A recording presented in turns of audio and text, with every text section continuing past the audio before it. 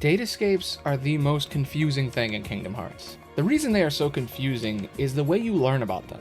In most instances, they're either explained after you realize you're in one, or they're explained quickly and immediately forgotten. In all the Kingdom Hearts games, we explore 23 worlds made of data. These worlds exist in 6 separate datascapes. This all sounds really complicated and confusing, especially since they were delivered years apart on different consoles, and they were intertwined with many other stories. It's very easy to lose track of all of it, suspend your disbelief, and enjoy the ride, but I'm going to try to explain it as simply as possible. I hope you all correct me in the comments because I'm going to get a lot wrong. In order to understand Datascapes, there are a few similarities between all 6 of them.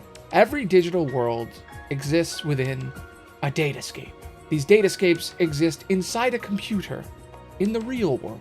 Think of the movie Tron Legacy, or maybe The Matrix. There's a whole pocket universe inside a computer. It's pretty simple. People can enter these worlds in a couple of ways, either with magic or with science. They then become part of the world temporarily, or they can enter these worlds through a portal. So, there's a world in a computer, and you can go there. The mobile game, Union Cross, has thrown a whole curveball into this entire concept. The Master of Masters, the good old mom, created a datascape, and he used the Book of Prophecies. This means he recreated worlds that haven't even happened yet. This can be kind of confusing, but don't worry, it gets worse. He then used magic to project these worlds, these digital worlds, into the real world. So now there are pocket digital worlds inside computers, and then they are brought into the real world. I don't know how to explain this any other way. So, here are all the datascapes we have seen. In the city of Daybreak Town, there is a clock tower. Hidden inside this clock tower is a computer. Inside of this computer is the Daybreak Town datascape. This universe has a virtual copy of Daybreak Town, along with several digital worlds. The Dwarven Woodlands, Wonderland, Agrabah, Olympus Coliseum, Beast's Castle, the Castle of Dreams, the Enchanted Dominion, and most of the worlds from the first Wreck-It Ralph movie. All of these worlds are copies of real worlds. This world was eventually destroyed when Maleficent escaped it and set off a self-destruct alarm. Several generations later, a human man named Kevin Flynn created the Grid, the digital world from Tron Legacy. The location of where this world is never explained, but it's an old computer that was probably destroyed when the Heartless showed up and ate that world, about 20 years before it was destroyed.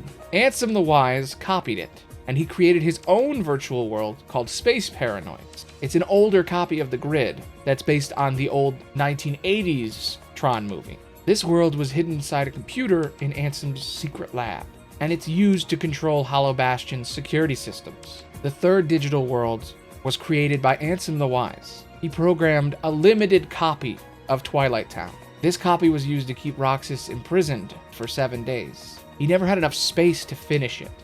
It was much smaller and wasn't an entire world. Axel somehow created a portal into this world in order to find Roxas. This digital Twilight Town still exists today, and the good guys are trying to learn more from it. Eventually, Mickey Mouse used similar technology to create the fourth digital world. He digitally recreated a magic notebook, and while creating this copy, the magically erased adventures hidden in the book somehow created a brand new datascape. These 8 worlds are the worlds we explore in Kingdom Hearts Coded. These worlds are corrupted copies of the world Sora explored in Kingdom Hearts 1 and in Chain of Memories. This game can be really confusing for people. Most people will skip it because it's not important to the plot. This game was just a way of setting up how these worlds work. Nomura, the guy who made Kingdom Hearts, tends to use spin-offs and portable games to figure out how new things work, new mechanics, new story elements. He even plants seeds for future games that he might use. Coded created a lot of ideas that get used in the mobile games, and it set up Maleficent's current arc. It's also the first game to bring up the Book of Prophecies. The last datascape that was created is the various arenas hidden around the worlds. The Mirage Arena in Birth by Sleep, where Keyblade wielders can train. The first Garden of Assemblage, where Sora can fight all the organization leaders in Kingdom Hearts 2. And the most recent world, the second Garden of Assemblage, that Sid created in Kingdom Hearts 3 in order for Riku to refight a lot of bosses from Kingdom Hearts 3.